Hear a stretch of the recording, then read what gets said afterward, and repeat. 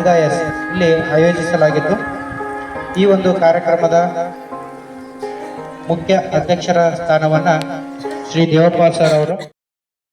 ನಂಬಿದೆ ನಿನ್ನ ನಾಗಾಭರಣ ಕಾಯೋ ಕರುಣಾಮಯ ನನ್ನ, ನಿನ್ನೀ ನಾಮವು ಒಂದೇ ನೀಗಿಸಬಲ್ಲದು ಬಾಧೆ, ನಿನ್ನೀ ನಾಮವು ಒಂದೇ ನೀಗಿಸಬಲ್ಲದು ಬಾಧೆ, ತನುಮನ ಜೀವನ ಪಾವನವಯ್ಯ ವಿಸ್ಮಯ ನಿನ್ನದೇ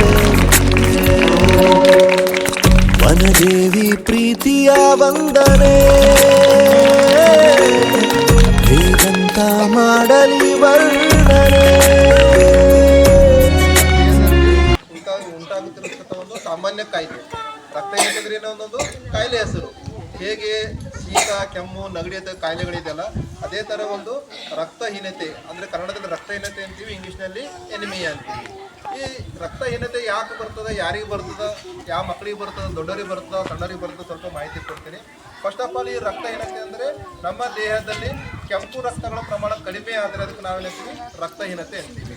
ಯಾವಾಗ ಕಡಿಮೆ ಆಗುತ್ತೆ ರಕ್ತಹೀನತೆ ಅಂದರೆ ನಮ್ಮ ದೇಹದಲ್ಲಿ ಬ್ಲಡ್ ಇರುತ್ತಲ್ಲ, ಬ್ಲಡ್ನಲ್ಲಿ ಕಲಿಸೋ ಶಿಕ್ಷಕ ವೈದ್ಯನೇ ತಲೆ ಬಾಗುತ್ತಾ ನ ಮಾಡುವೆ ವಂದನೆ. ನಮಗೆ ಉಸಿರ ನೀಡಿ ಜೀವವ ಉಳಿಸುತ್ತ ಧೈರ್ಯ ತುಂಬು ಸೈನಿಕನು ನೀನೇ.